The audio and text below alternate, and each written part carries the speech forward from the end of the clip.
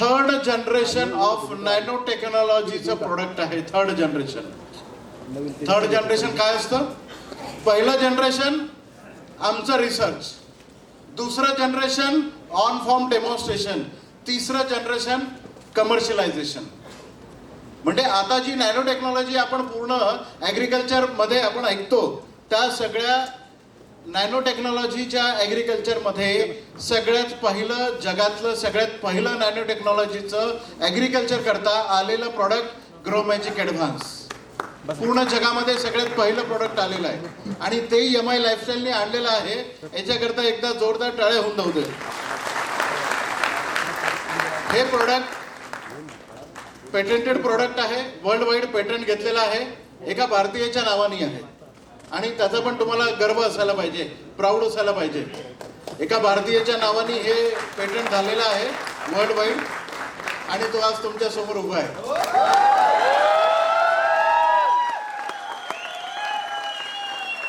आज पूर्ण जगामध्ये या प्रॉडक्टचा जो ब्रँड व्हॅल्यू आहे, या प्रॉडक्टची जी ब्रँड व्हॅल्यू आहे, पेटंट झाल्यानंतर एक ब्रँड व्हॅल्यू असते प्रत्येक गोष्टीला, याची 10,000 करोडची ब्रँड व्हॅल्यू आहे. ज्या जगामध्ये 10,000 करोडच्या ब्रँड व्हॅल्यूचं हे प्रोडक्ट आहे, ते प्रोडक्ट आज MI लाईफस्टाईलच्या मार्फत इंडियामध्ये लॉन्च झालेला आहे. तो आम्ही जरी इंडियन असलो तरी पण पूर्ण जगामध्ये काम करते वेळेस ह्या गोष्टींचा निश्चितच भारत म्हणजे एक देश म्हणून पकडलं जातं. बरोबर आहे. मी भारतीय आहे म्हणून मी भारतामध्ये फ्री ऑफ कॉस्ट द्यायला पाहिजे असं कधी नसतं. त्यामुळे जेव्हा भारतामध्ये हे लॉन्च केलं, ती रॉयल्टी सुद्धा MI लाईफस्टाईलला द्यावी लागली आणि MI लाईफस्टाईलनी इतकं सुंदर प्रोडक्ट, जगामधलं सगळ्यात पहिलं नॅनो टेक्नॉलॉजीचं थर्ड जनरेशनचं प्रोडक्ट तुमच्याकरता दिलेलं आहे. काय आहे हे प्रोडक्ट, काय एवढी याची ब्रँड व्हॅल्यू आहे, हे तुम्हाला सांगितल्यानंतर कळेल.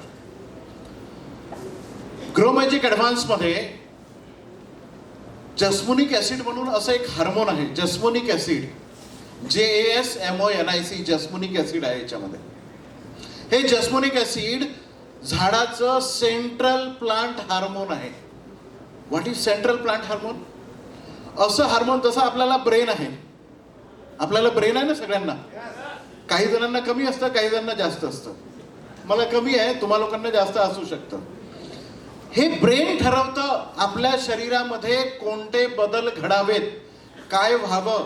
आता मी या सेकंदानंतर दुसऱ्या सेकंदाला काय बोलायचं आहे, किंवा मला माझी हाईट कशी व्हायची आहे, माझं वय किती होणार आहे, माझ्या सगळ्या बॉडी लँग्वेजच्या ॲक्टिव्हिटीज, हे सगळं ब्रेन कंट्रोल करतं. तसं झाडाला जे कंट्रोल करणारं हार्मोन आहे, that is called a jasmonic acid, आणि ते आपल्या प्रॉडक्टमध्ये आहे. हे त्या प्रॉडक्टचं, तुमच्या झाडाचं ते ठरवतं जस्मोनिक ॲसिड, की तुमच्या झाडाची हाईट किती असावी, तुमच्या झाडाला पानं किती असावी, तुमच्या झाडाला फुलं किती लागायला हवीत, तुमच्या झाडाचे फुलाचे फळामध्ये कन्व्हर्शन किती व्हावं, तुम्हाला उत्पादन किती यायला पाहिजे, फळं फांद्या किती असायला पाहिजे, पानांची लांबी रुंदी किती असायला पाहिजे, ह्या सगळ्या गोष्टी जे प्लांट हार्मोन ठरवतं, जे सेंट्रल प्लांट हार्मोन आहे, ते म्हणजे ग्रोमॅजिक ॲडव्हान्समध्ये असलेलं जस्मोनिक ॲसिड आहे. इतकं महत्त्वाचं प्रोडक्ट आहे. हे सगळं स्वतः कंट्रोल करतं. म्हणजे तुमच्या झाडाची पांढऱ्या मुळ्यांची संख्या किती असावी, जमिनीमध्ये पांढऱ्या मुळी किती असायला पाहिजे, याबद्दल हे डिसाईड करतं. तुमचं जर्मिनेशन झालं, तुमच्या बियाणाची उगवण क्षमता किती असावी, याच्याबद्दल सुद्धा ग्रोमॅजिक ॲडव्हान्स केअर घेतं. उगवण क्षमता झाल्यानंतर ते किती वेगाने वाढावं, किती पानांवर यावं, किती फांद्या लागाव्या. कपाशीला माहिती आहे तुम्हाला, फळफांद्या आणि वेगळ्या फांद्या असतात. काही फांद्यांना फुलं लागतात, फळं लागतात, काही फांद्या नुसत्या पानांसाठी असतात. अशा काही बघितलंय तुम्ही कॉटनमध्ये?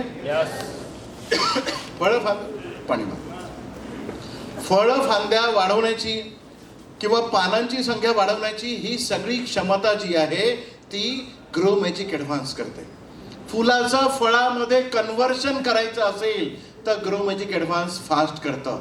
फुलगळ आणि फळगळ जेव्हा जेव्हा आपल्याला जाणवते आपल्या शेतामध्ये, ते कमी करण्याचं काम सुद्धा ग्रोमॅजिक ॲडव्हान्स करतं. फुलाची क्वालिटी म्हणजे फळाची क्वालिटी, त्याचा कलर, त्याची चमक, त्याची साईज, त्याचा अल्कलॉइड कंटेंट, त्याच्यामध्ये तेलाचं प्रमाण सुद्धा. अल्कलॉइड कंटेंट वाढलं म्हणजे तेलाचं प्रमाण वाढलं. म्हणजे सोयाबीनच्या शेतीमध्ये सोयाबीनची शेंग 2 दाण्याची असेल तर 3 दाण्याची होईल. भुईमुगाची 2 दाण्याची शेंग असेल तर 3 दाण्याची होणार आहे. कपाशीमध्ये, कपाशीचं बोंड माहिती आहे ना, सगळ्यांना माहिती आहे. कपाशीच्या बोंडाचं जे वजन असतं ते त्याच्यामध्ये असलेल्या सरकीमुळे असतं. किती ग्रामचं बोंड असतं? 5 ते 7 ग्रामचं बोंड असतं. जनरली 5 ते 7 ग्रामचं बोंड आपल्याला भेटतं. आणि एका झाडावर 100 बोंड आपण ॲव्हरेजमध्ये पकडूया. ॲव्हरेजमध्ये, कारण आपण ॲव्हरेज चर्चा करणार आहे. ॲव्हरेज शेतकऱ्यांना आपल्याला स्पेशल शेतकरी बनवायचं आहे. सो ॲव्हरेज चर्चा करू आणि मग स्पेशल कसं जाऊ ते बघू. जे 5 ग्रॅमचं तुमचं बोंड आहे झाडाचं, त्या बोंडाची जी साईज आहे, त्याचं वजन आहे ते त्याच्यात असलेल्या सरकीमध्ये आहे.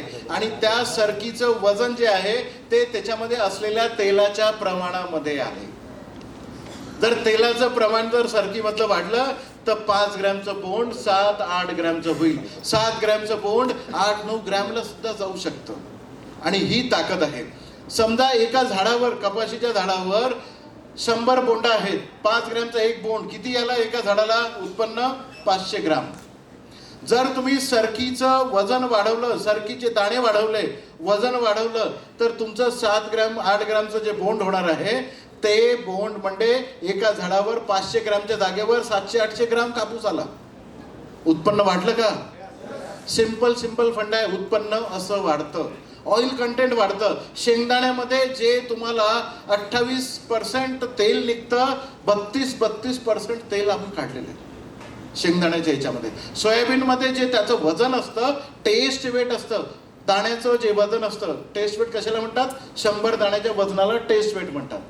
जर 100 दाण्याचं वजन जर 60 ते 65 ग्राम असेल तर तेच 65 ग्रामचं वजन 80 ते 85 ग्राम जातं.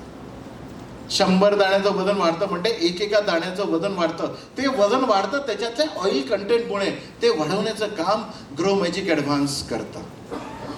अजून त्याची फंक्शन्स भरपूर आहेत. ग्रो मॅजिक ॲडव्हान्स तुम्ही जेव्हा वेलवर्गीय पिकांवर मारता तेव्हा पार्थिनोकार्पी नावाचं कॅरेक्टर त्याच्यामध्ये इंड्यूस होतं.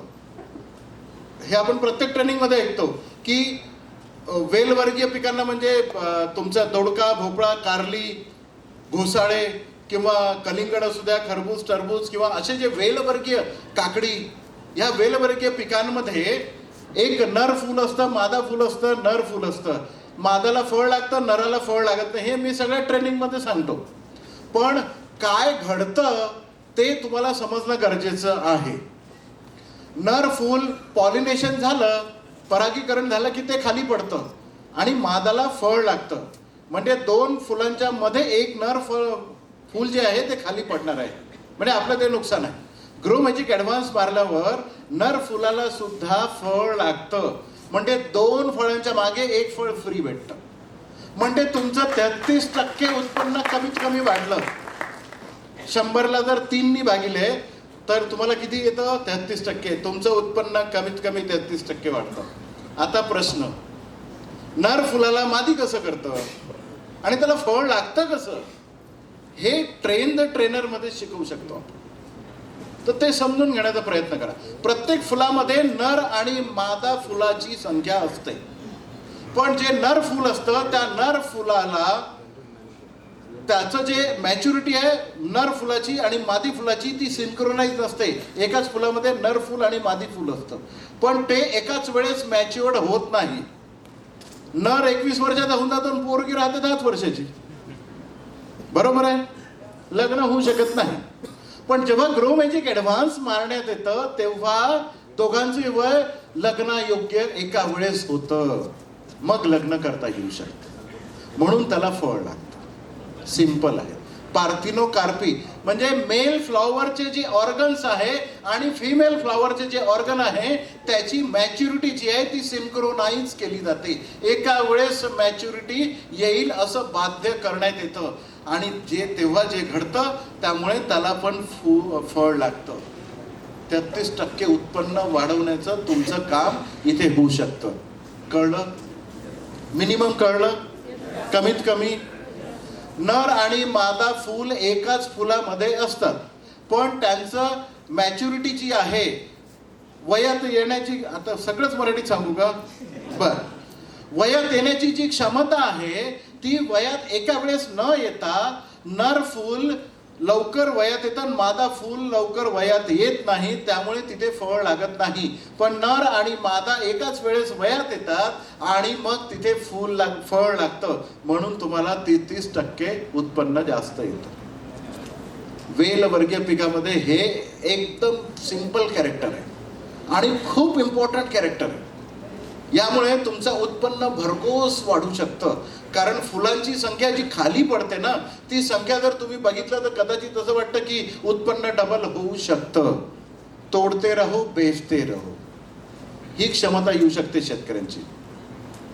अजून महत्वाची गोष्ट, जेव्हा तुम्ही तेलवर्गीय पिकांमध्ये, किंवा आता संत्र्याचं एक एक्झाम्पल घ्या, मोसंबीचं एक एक्झाम्पल घ्या, किंवा केळीचं एक्झाम्पल घ्या, किंवा कोणत्याही फळबागांसाठी सीताफळामध्ये, तात्या इंगळेच्या मीटिंगमध्ये मी लातूरला एकदा बघितलं होतं, 700 ग्रामचं एक सीताफळ त्या बाईनी कॅरेटच्या कॅरेट मीटिंगमध्ये आणलं होतं. आणि ते सीताफळ बघून मी आश्चर्यचकित झालो होतो की हे प्रोडक्ट, हे रामफळ नव्हतं जे मोठं होतंय, हे लक्ष्मण फळ आणि हनुमान फळ पण नव्हतं जे मोठं होतंय, हे रिअली सीताफळ होतं जे एवढं मोठं होतं. आणि ते सीताफळ फोडल्यानंतर बी शोधायला लागायचं, इतका मगज होता त्याच्यामध्ये.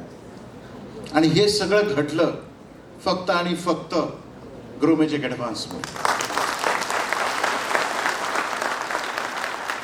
एक चिकूचं झाड होतं पुणे ते सातारा रोडला, एक चिकूचं झाड होतं. आपले एक लीडर आहेत ते, आणि त्यांच्या चिकूच्या म्हणजे 4-5 झाडं होती विहिरीच्या बाजूला, आणि त्याला कधीही फळ लागलं नाही.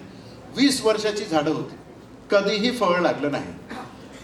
तर त्यांनी जेव्हा मीटिंग अरेंज केली होती, दत्ता कदम, DH कदमची टीम होती, मीटिंग अरेंज केली, त्यांनी ऐकलं, त्यांनी म्हटलं सर, जर मी माझ्या चिकूच्या झाडांना जर चिकू फोडू शकलो, कारण आपलं जे बियाणं आहे हे वांझोट्या बियाणाला सुद्धा फूल फोडणारं प्रोडक्ट आहे.